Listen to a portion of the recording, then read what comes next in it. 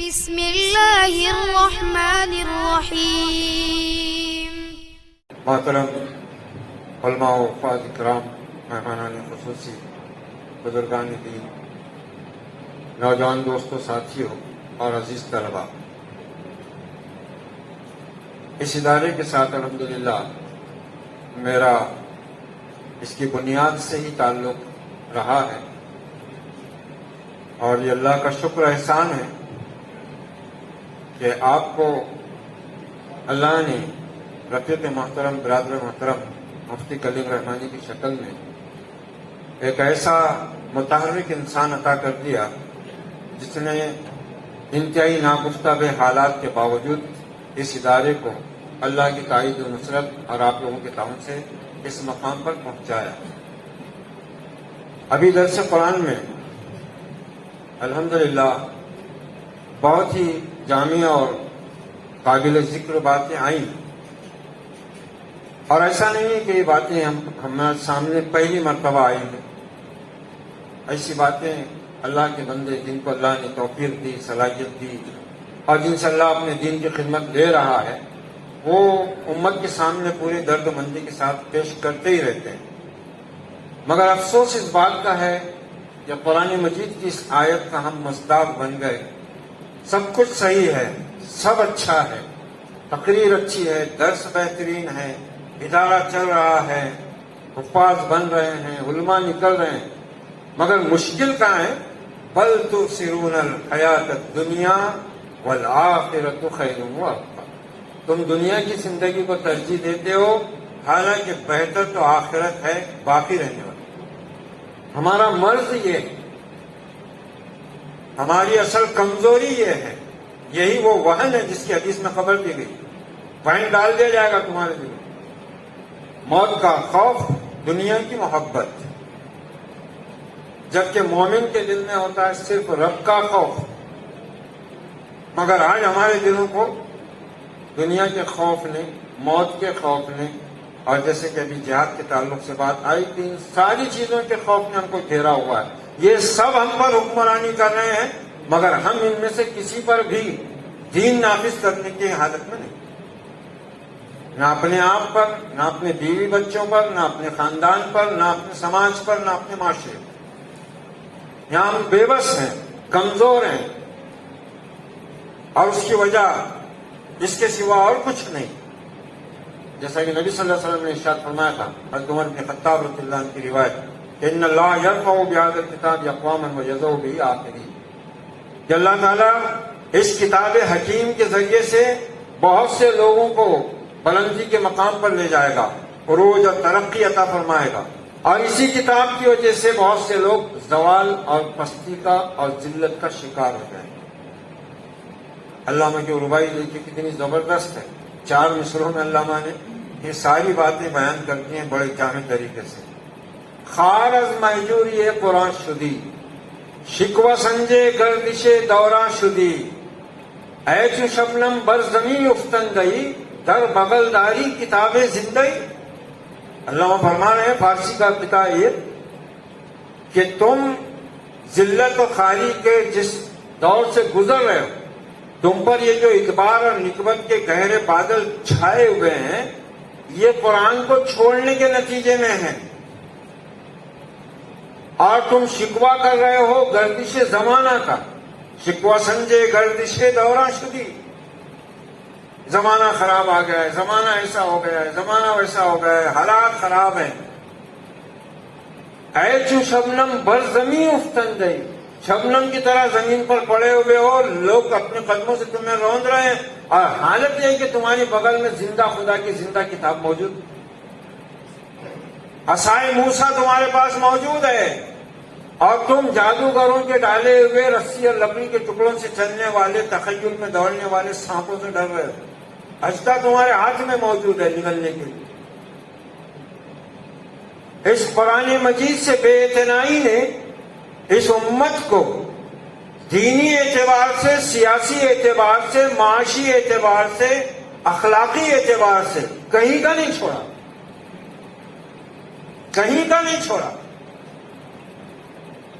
کیونکہ اس کتاب کا ساتھ معاملہ ہی ہے نبی صلی اللہ علیہ وسلم نے اس بارے میں کتنی جامع بات بہت مختصر انداز میں بتائی کہ القرآن حجت لک او حجت علیک، یہ قرآن کل قیامت کے دن یا تمہارے حق میں حجت بنے گا یا تمہارے خلاف دلیل بنے گا۔ یہ واحد کتاب ہے دنیا کی واحد کتاب ہے، یہ آسمانی کتابیں ہو یا اور کوئی کتاب ہو، اس میں یہ واحد کتاب ہے جو اس دنیا میں بھی ہے اور کل حشر میں بھی حاضر ہونے والی۔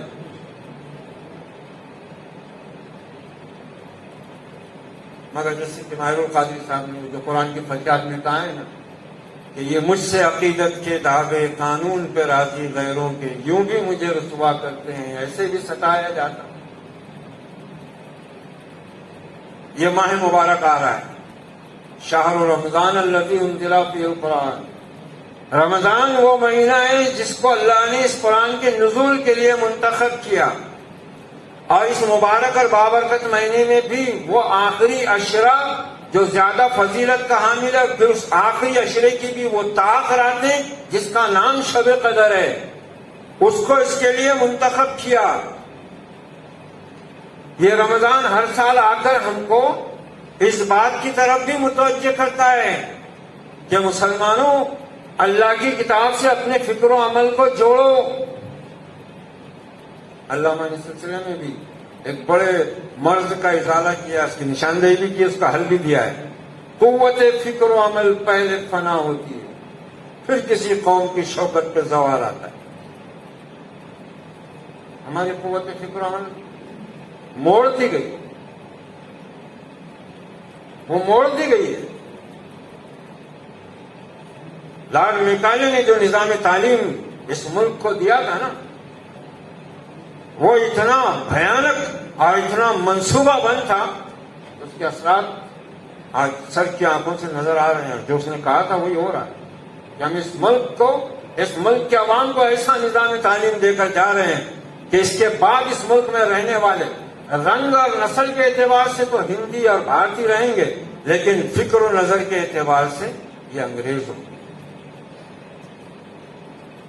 اس کے پیشن کو صحیح ثابت ہو، اور ایسا نہیں ہے کہ اس کے لیے کوشش نہیں کی گئی، اس کے لیے بھی باقاعدہ کوششیں کی ہیں، اور اربوں خربوں ڈالرز وہ خرچ کرتے آئے ہیں اور کر رہے ہیں کہ مسلمانوں کا تعلق قرآن مجید سے اور صاحب قرآن سے کسی طرح ٹوٹے، اور اس میں ایک حد تک وہ کامیاب ہوئے۔ اور اگر ہماری غفلت کا یہی عالم رہا تو پھر شاید جیسے پیشن گوئی کی ہے کہ جو کل کے بچے نے پائی کتاب اردو کی، لگا کے آنکھوں سے مسجد میں رکھ کے آئے، اس کو یہ پتہ ہی نہیں ہوگا کہ کس کی کتاب ہے، کون سی کتاب ہے، اردو کی کتاب، وہ سمجھے گا یہ کوئی دینی کتاب ہے، بس وہ لگا لینا آنکھوں سے نمبر پر رکھ کے چلے جائے۔ ماہ مبارک آیا، اب مسجدوں میں میٹنگ ہو رہی ہے کس بات کی کہ حافظ کہاں سے بلایا جائے۔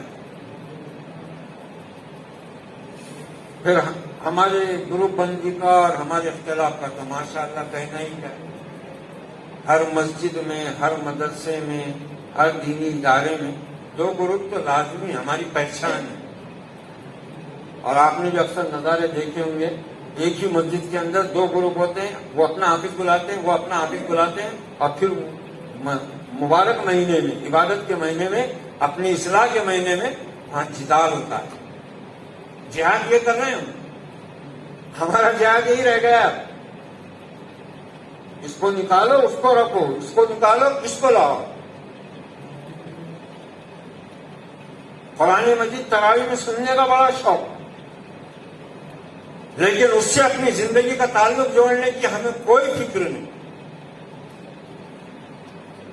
کوئی فکر نہیں۔ تراویح کی نماز پڑھنے کا بڑا شوق، سال بھر کی فرض نمازوں کی کوئی اہمیت نہیں۔ عجیب صورتحال ہے۔ پھر تعلیم کے نام پر وہ جو انگریزوں نے نظام تعلیم دیا اس ملک کو، اور جس پر چل کر اس ملک کی تباہی کا سامان کیا ہمارے حکمرانوں نے بھی، اور اس میں یہ ملت بھی اب اندھی بہری بن کر بہتی چلی جا رہی ہے کہ اب یہ صورتحال ہے کہ بس قرآن مجید کو بچہ جب تک 4-5 سال زیادہ زیادہ 6-7 سال کی عمر کا ہوتا ہے، جب تک محلے کی مسجد میں یا محلے کے کسی گھر میں کمرے میں کوئی مدرسہ چلتا ہے، کوئی اللہ کا بندہ قرآن شریف پڑھا رہا ہے، وہاں بھیج دو، ناظرہ ہو گیا، ختم قرآن۔ قرآن ختم کرنے پر لگے ہوئے ہم اور کر رہے ہیں، ہو گیا، بات ختم ہی ہو گئی۔ اب کا کیا کریں گے؟ نہیں بولے بچہ کانوینٹ میں ہے، انگلش اسکول میں پڑھتا ہے، ٹیوشن ہے، آگے اس کو اعلیٰ تعلیم دلانا۔ مسلمانوں کے نزدیک علم کا معیار کیا ہے؟ اسلام نے اس علم کو قدر و منزلت کی نگاہ سے دیکھا اور نافع کہا۔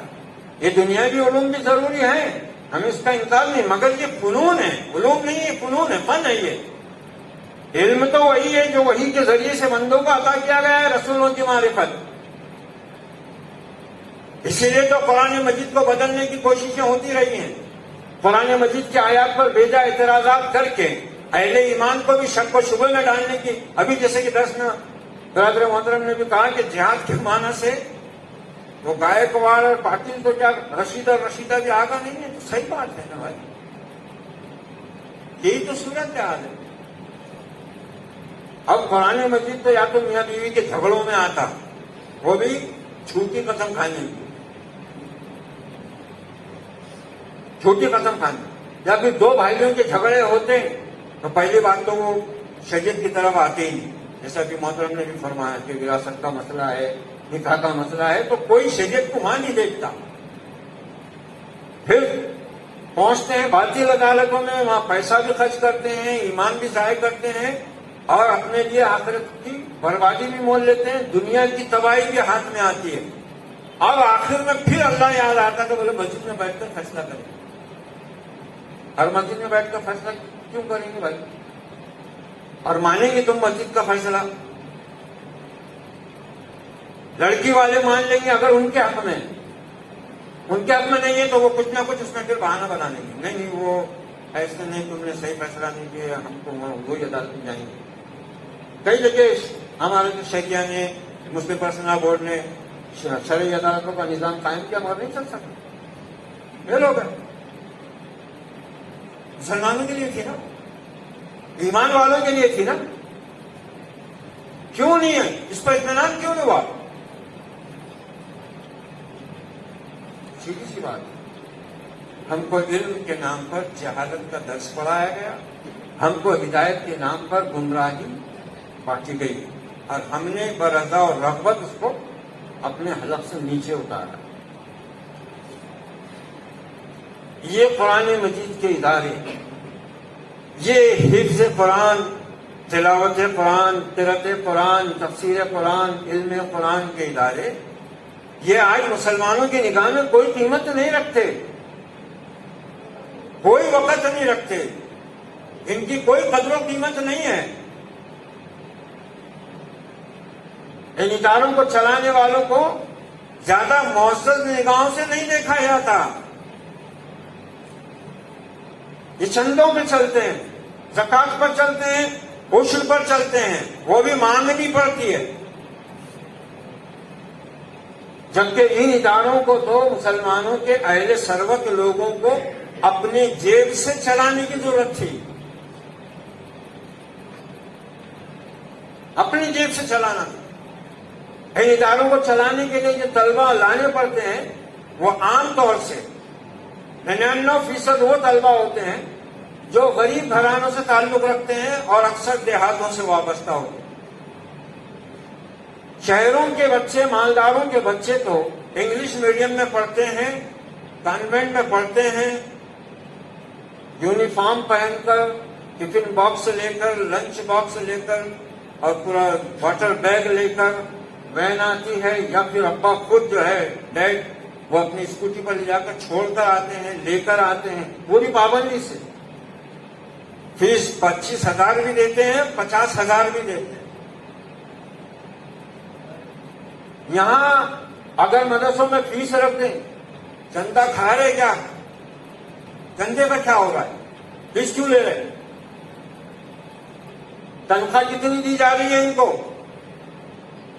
کوئی آ کر پوچھتا نہیں، کوئی بچہ حفظ قرآن کر کے اپنے محلے میں پہنچے، کوئی اس کا استقبال نہیں کرتا، لیکن کوئی لڑکا کوئی لڑکی میٹرک میں 98% لے کر آ جائے تو دینی جماعت کے لوگ بھی اس کا باقاعدہ استقبال کرتے ہیں، اس کو میمنٹو پیش کرتے ہیں، شال اڑاتے ہیں، گلدستے پیش کرتے ہیں۔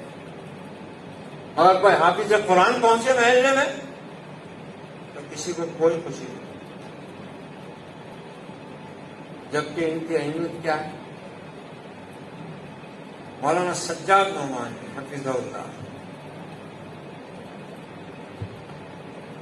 وہ اپنا واقعہ بیان کرتے ہیں کہ میں ندوۃ العلماء میں خادم کی حیثیت سے کارگزار تھا۔ اس دوران لکھنؤ میں جرمنی سے کیتھولک عیسائیوں کا ایک وفد آیا ہوا تھا، اور مولانا کہتے ہیں کہ عام طور سے جرمنی میں حالانکہ پروٹسٹنٹ ہوتے ہیں، لیکن یہ کیتھولک وفد تھا، یہ عیسائیوں کے دو بڑے فرقے ہیں۔ وہ جب مدرسے میں آئے تو میں ان کو لے کر اور مجھ کو ذمہ دار بنایا گیا کہ آپ ان کی رہبری کریں، تو میں نے سوچا کہ سب سے پہلے حفظ قرآن کا شعبہ ان کو دکھاتے ہیں۔ مولانا کہتے ہیں، مولانا سجاد نعمانی حفظہ اللہ، میں ان کو لے کر جب حفظ کے شعبے میں پہنچا تو وہاں بچے ہل ہل کر قرآن مجید یاد کر رہے تھے، جیسا کہ عام طور سے ہوتا ہے، بچے جو حفظ کرتے ہیں وہ ہلتے جاتے ہیں، یاد کرتے جاتے ہیں۔ تو اس وقت کے جو سربراہ تھے، CW ٹرال کچھ اس قسم کا نام تھا ان کا، ان کے منہ سے نکلا سم تھنگ از رانگ، ارے کچھ تو بھی غلط ہو رہا ہے یہاں، سارے بچے کیوں ایسے حرکت میں؟ اور مولانا کہتے ہیں انہوں نے میری طرف مڑ کر کہا، آر دے اوکے، کہ بچے ٹھیک ہے؟ مولانا کہتے ہیں میں نے کہا یس، ایکچولی دے آر میمورائزنگ دا ہولی قرآن، اصل میں وہ قرآن پاک کی آیتیں یاد کر رہے ہیں۔ مولانا کہتے ہیں کہ ان میں ایک لیڈی تھی جو تھائی لینڈ سے تعلق رکھتی تھی، عورت تھی، اس کے منہ سے نکلا وہ آئی سی۔ مولانا نے کہا کہ میں نے اس کا یہ جملہ سن لیا، میں نے اس کو پکڑ لیا کہ میڈم آپ کیا سمجھی، آپ نے کیوں کہا کہ اب میں سمجھی، کیا مطلب ہے اس جملے کا؟ کہا نہیں چلیے آگے چلیے، کنٹینیو کیجیے، چلیے آگے بڑھیں۔ مولانا نے کہا کہ میں کہاں پیچھا چھوڑنے والا تھا، میں نے کہا کہ نہیں، ہم جب تک کسی بات کو سمجھتے نہیں آگے نہیں بڑھتے، آپ کو بولنا ہی پڑے گا کہ آپ نے یہ جملہ کہا کیوں، او ایسی کیوں کہا آپ نے؟ کہتے ہیں خیر وہ انکار کرتی رہی، مگر میں نے جو اس کا پیچھا نہیں چھوڑا، اصرار کرتا رہا۔ آخر میں اس نے تھوڑا پیچھے ہوتے ہوئے میرے کان میں آہستہ سے کہا، بٹوین یو اینڈ می، میرے تمہارے درمیان نا، دوسروں کو مت پتہ سمجھنے دیں۔ ہاں بات اصل میں یہ ہے کہ اب میں یہ سمجھی کہ اس قرآن کو ہم کیوں نہیں بدل سکتے۔ ہم قرآن کو جو کاغذ پر لکھا ہوا ہے اس کو تو بدل دیں گے، مگر سینوں میں جو محفوظ ہو رہا ہے اس کو کیسے بدلیں گے، جبکہ ہم اس پر اربوں خربوں خرچ کریں۔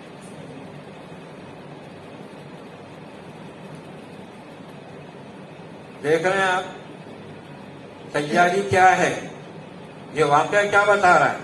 مطلب یہ ہے کہ باطل طاقتیں خصوصاً یہود و نصارہ آج بھی اس کی کتاب کے لانے والے نبی کے اور اس کی امت کے بدترین دشمن بنے ہوئے اور اپنا کھیل وہ جاری رکھے ہوئے۔ اور اس کے بعد مولانا نے شاہ ولی اللہ محدث دہلوی رحمۃ اللہ علیہ کی اتنی پیاری مثال پیش کی ہے۔ مولانا کہتے ہیں کہ شاہ ولی اللہ محدث دہلوی رحمۃ اللہ علیہ نے بہت پیاری مثال پیش کی ہے اس حفظ قرآن کے تعلق سے۔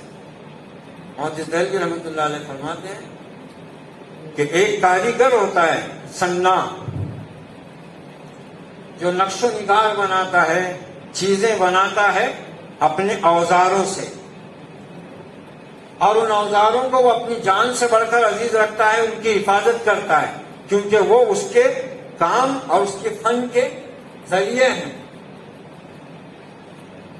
شاہ ولی اللہ محدث دہلوی رحمۃ اللہ علیہ فرماتے ہیں آگے کہ میں سمجھتا ہوں کہ یہ حفاظ قرآن اللہ کے اوزار ہیں جن سے وہ قرآن کی حفاظت کا سامان کرتا ہے.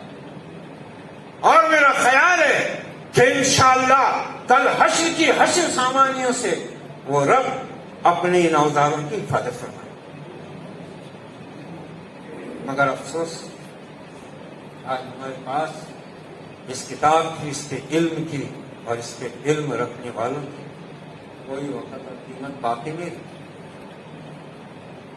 کوئی قیمت باقی نہیں. بس قرآن مجید کیا ہے، تراویح میں پڑھنا ہے، سننا ہے، بغیر سمجھے، بغیر سوچے. اور اس کے علاوہ پھر مرنے والوں کو مرنے سے پہلے آسانی فراہم کرنا ہے، یاسین پڑھ کر روح نکلنے کے واسطے، اور مرنے کے بعد ان کو بخشانے کے واسطے ختم کرنا ہے.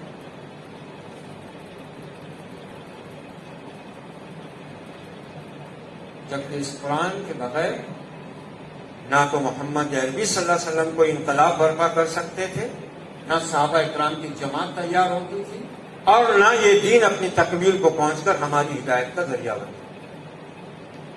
رمضان کا مہینہ قرآن کا مہینہ ہے، ہر سال آتا ہے، ہم فضیلتیں سنتے رہتے ہیں کہ یہ قرآن کا مہینہ ہے، قرآن کی یہ عظمت ہے، قرآن کی یہ فضیلت ہے. کیا فضیلت ہے، کیا عظمت ہے قرآن مجید کی، اور کہاں تک وہ ہمارے دل اور دماغ پر حکمرانی کرتا ہے. اس کتاب کو ہمارے ہاتھ سے نکال کر عجیب عجیب قسم کی کتابیں ہمارے ہاتھ میں تھما دی گئی ہیں، جھوٹے قصے کہانیوں کی کتاب.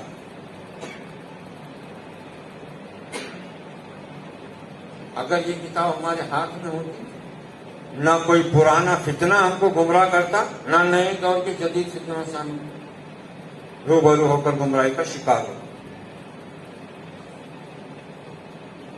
آج بھی ایسے گھر مل جائیں گے مسلمانوں کے کہ اگر جن کے یہاں جاؤ اور کبھی ضرورت پڑ جائے انسان کو بولے کہ بھائی قرآن مجید کا نسخہ ہے تو ذرا لے کے آؤ. نہیں، وہ تو ہمارے یہاں نہیں ہے. اور وہ بچے موبائل میں دیکھ لیتے، دیکھنے کا. اس دو دفتی کے درمیان، دو جلدوں کے درمیان میں جو صحیفہ ہے نا، اس کی اپنی ایک الگ حیثیت ہے. موبائل میں پورا قرآن مجید لوڈ کر کے جیب میں رکھ لو، کوئی فرق نہیں پڑتا. اس کو نکالو، کوئی کچھ محسوس نہیں ہوتا. لیکن اس کتاب کو ہاتھ میں اٹھاؤ، انسان کے جسم اور دل دماغ کو اس کا اثر ہوتا ہے مخصوص. اس کی آیات پر غور کرنے سے، اس کی آیات پر نگاہ ڈالنے سے انسان کی عقل میں روشنی پیدا ہوتی ہے. ان ھذا القرآن یہدی للتی ہی اقوم. یہ قرآن وہ کتاب ہے جو سب سے زیادہ مضبوط اور سیدھا راستہ دکھاتا ہے، انسان کی رہنمائی کرتا ہے. رمضان المبارک میں ہم کو اس بات کی طرف متوجہ کرنے کے لیے روزہ فرض کیا گیا تھا، تراویح کی نماز بڑھائی گئی تھی کہ ہم اپنی سال بھر کی جمی ہوئی چربی کو پگھلائیں، گناہوں کے میل کو دور کریں. رمضان کے معنی ہی ہوتے ہیں جھلسنا، تپش، حرارت، گرمی. اس مہینے کو روزہ کے لیے چنا اس لیے گیا کہ یہ مہینہ اور اس کے روزے اپنی گرمی سے ہمارے گناہوں کو جلاتے ہیں. پھر وہ جسمانی فائدے بھی جو ہیں، وہ ڈاکٹروں کے حوالے سے بہت سے لوگ بیان کرتے ہیں کہ روزے سے یہ جسمانی فائدہ ہوتا ہے، کولیسٹرول کنٹرول ہوتا ہے، شوگر کنٹرول ہوتی ہے، بی پی کنٹرول ہوتا ہے، ایسے ہوتا ہے، ویسے ہوتا ہے. ہم کو اس سے کوئی غرض نہیں. یہ تو وہ فائدے ہیں جن کو اللہ تعالیٰ یوں ہی مومن بندوں کو دے دیتا ہے. اصل تو یہ ہے کہ ہماری اصلاح، ہماری تربیت کا یہ بہترین اللہ کا بخشا ہوا تحفہ ہے رمضان کا مہینہ. قرآن سے اپنے تعلق کو جوڑنے کا بہت بہترین ذریعہ ہے. الہی نظام ہے، رب کائنات کا نظام ہے کہ مومن اس کتاب سے اپنے آپ کو جوڑ لے، اس کتاب سے جڑ جائے، اس کتاب کو اپنا امام اور رہبر بنا لے. مگر افسوس یہ مہینہ مدرسے والوں کے لیے سال بھر کی آمدنی جمع کرنے کی مجبوری ہے، اس لیے ان کے سفیروں کو روزہ چھوڑ کر در در بھٹکنا پڑتا ہے، روزہ نہیں رکھ پاتے نا، سفر کرنا ہے، اور اب تو گرمیوں کے موسم میں روزہ چل رہا ہے، نہ جائیں تو مدرسہ بند ہو جاتا ہے، مدرسہ بند ہو جاتا ہے۔ پھر ہمارے لیے یہ مہینہ ان سب چیزوں کے لیے نہیں باقی رہا، اب یہ مہینہ آ گیا تاجروں کو کمانے کا۔ 50 روپے کلو کا پھل اب 70-80 تک پہنچ جائے گا، رمضان کی برکت۔ پھر نئے نئے ہوٹل، نئے نئے فالودے کے، بریانی کے، حدیث کے جگہ جگہ ٹھیلے لگ جائیں گے، اور وہاں پر یہ مسلم یہ نماز چھوڑ کے، روزہ چھوڑ کے روزہ داروں کی خدمت میں لگا ہوا ہے۔ اور یہ روزہ دار جس کو اپنے نفس کو ذرا سا گرمی دے کر جھلسانا تھا، اپنی چربی پگھلانا تھا، اپنی غفلت کو دور کرنا تھا، اپنی سستی کو بھگانا تھا، اپنی روح کو ریچارج کرنا تھا، اپنے ضمیر کو طاقتور بنانا تھا، نفس لوامہ کو قوت پہنچانا تھا، یہ بیچارہ شوگر کا مارا، کولیسٹرول کا مارا، بی پی کا مارا، یہ دن افطار اور سحری میں منٹی کر لیتا ہے پوری۔ رمضان کا مہینہ ہی ہے، برکت کا مہینہ، اتنا بھروسہ اللہ پہ آ جاتا ہے رمضان میں۔ شوگر والے کو شربت کا گلاس پہلے پکڑتا ہے، میاں شوگر ہے، اللہ ہے، رمضان ہے، ماشاءاللہ، کیا توکل ہے تیرا، کیا ایمان ہے مضبوط، بہت مضبوط ایمان کا آدمی ہے، اور ساری نیکی بس اسی میں رہتی ہے۔ اور اب تو کیا ہو گیا ہے، طاق شب بھی کیا ہو گئی ہے، بس وہی ہو گئی ہے ہر مسجد میں۔ اور اب تو بہت سی مساجد تو ہم نے دیکھی ہے کہ مہینے کے پورے 30 دن 29 دن سحر کا انتظام مسجدوں میں ہوتا ہی ہوتا ہے۔ اور جس کو دیکھو ممبروں پر سے ہمارے مولوی بھی یہی برکت بیان کرتے ہیں، اللہ تعالیٰ مومن کے رزق میں برکت دیتا ہے۔ مومن کے رزق میں برکت اس کا نام ہے۔ عام دنوں میں مغرب کی اذان دے کے استنجا کو جا کے وضو کر کے آنے کی فرصت نہیں دیتے، اور رمضان میں ان کے پاس 10-10 15-15 منٹ فاضل کہاں سے آ جاتے معلوم؟ یہ لوگ افطار کرو، افطار کرو۔ ہاں، ہماری افطاریوں کا یہ حال ہے کہ مسجدیں باقاعدہ ہولڈنگ میں تبدیل ہو جاتی ہیں، ہوٹلوں میں تبدیل ہو جاتی ہیں، اور ادھر جس نبی پر یہ قرآن اترا، جس نے اس قرآن کو 23 برس تک پہاڑ سے زیادہ بوجھ کی مانند اٹھا کر امت تک اس کو پہنچانے کا فریضہ انجام دیا، اس کے حجرے میں ام المومنین عائشہ صدیقہ کیا ارشاد فرما رہی ہیں؟ ارشاد فرما رہی ہیں کہ میرے پاس ایک عورت اپنی 2 بچیوں کو لے کر مانگنے کے لیے آئی، اور میرے پاس اس وقت گھر میں ایک کھجور کے سوا کچھ نہ تھا۔ کون کہہ رہا ہے یہ بات؟ کون کہہ رہا ہے؟ ذرا دل پر ہاتھ رکھ کر ہم سوچیں۔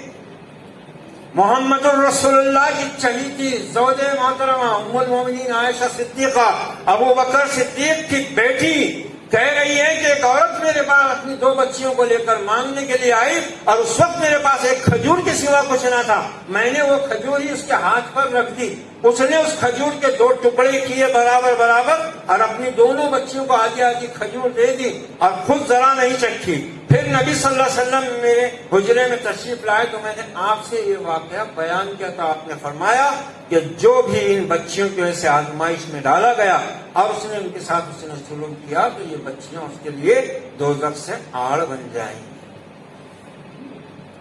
محمد الرسول اللہ کے حجرے کا یہ عالم ہے۔ اصل میں تو یہی ہے نا، ہمارے جیب بھی بھرے ہوئے ہیں اور ہمارے پیٹ بھی بھرے ہوئے ہیں، اس لیے ہماری جو صدا نکلتی ہے نا اذان کی اور اللہ اکبر کی رکوع اور سجدے میں، اس میں اثر نہیں رہا، اس میں اثر نہیں رہا۔ جہاد کا وہ مفہوم جو ابھی محترم نے بیان کیا نا، وہ ہماری زندگی سے تقریباً جیسے جتنے شعبے بیان کیے گئے ان سب شعبوں سے نکل چکا۔ یہ روزہ جہاد یہ روزہ ہم کو اپنے نفس پر قابو پانے کی تلقین کر رہا ہے. یہ سکھا رہا ہے ہم کو کہ اپنی بھوک پیاس پر بھی کنٹرول مومن کو کرنا چاہیے، حرام لقمے سے بچنے کے لیے، حرام مال سے بچنے کے لیے. یہاں افطاری حرام مال سے ہو رہا ہے، کوئی پرواہ نہیں، کوئی پرواہ نہیں. صحابہ کرام کا رمضان کیسا ہے؟ سن 2 ہجری میں تو روزہ فرض ہوا رمضان کا، اور اسی پہلے رمضان کی 17 کو وہ عظیم ترین بے مثال جنگ بھی ہو گئی جس کا نام جنگ بدر. ہم سنتے رہتے ہیں، اس کے بارے میں تفصیل میں جانے کا موقع نہیں. سن 2 ہجری میں رمضان کا روزہ فرض ہوا. سن 2 ہجری میں پہلے رمضان کی 17 تاریخ کو کفر اور اسلام کی سب سے بہترین لازوال بے مثال جنگ ہوئی، اور 8 ہجری میں مکہ فتح ہو گیا. سن 8 ہجری میں مکہ فتح ہو گیا. 2 ہجری میں روزے فرض ہوئے رمضان کے، اس میں پھر بدر و احد و حنین وغیرہ سب ہوئے، اور اس کے بعد مکہ فتح ہوا سن 8 ہجری رمضان میں. ہم اپنے آپ کو فتح نہیں کر سکے 50 برس کی 60 برس کی رمضان گزارنے کے بعد. کیا یاد کریں گے؟ وہاں مکہ فتح ہو گیا، کفر مغلوب ہو گیا، شرک کی جڑ کاٹ دی گئی، ایک امت برپا کر کے قیامت تک کے لیے ہدایت کا مینار بنا کر کھڑی کر دی گئی. ہم اپنے دلوں میں بیٹھے ہوئے بتوں کو نکال نہیں سکے. کیا خوب فرمایا تھا علامہ نے اس بارے میں، اگرچہ پیر ہے آدم جواں ہے لاتو منا، بدل کے بھیس پھر آتے ہیں ہر زمانے میں، اگرچہ پیر ہے آدم جواں ہے لاتو منا. تو یہ رمضان المبارک کا مہینہ بھی آیا چاہتا ہے، ہمیں اس کی تیاری، اس کا استقبال اس انداز سے کرنا ہے کہ اس ماہ مبارک سے ہمیں جسمانی اور روحانی فوائد کے ساتھ قرآن مجید سے وابستہ ہونے کی توفیق مل جائے. ہم اپنے آپ کو فتح کر لیں بس. اللہ مجھ کو، آپ کو اور تمام مسلمانوں کو اس آنے والے اس ماہ مبارک کی ساعتوں اور بابرکت ساعتوں سے پوری طرح مستفید ہو کر اپنی کتاب ہدایت اور اپنے نبی رحمت کی سیرت مطہرہ سے اپنی عملی زندگی کو جوڑ دینے کی توفیق اور ہمت اور سعادت عطا فرمائے. اقول قولی ھذا واستغفر اللہ لی ولکم ولسائر المسلمین فاستغفروہ انہ هو التواب الرحیم. ورب کریم، وصلی اللہ علی النبی وعلی آلہ واصحابہ اجمعین، والعاقبۃ للمتقین. والسلام علیکم ورحمۃ اللہ وبرکاتہ.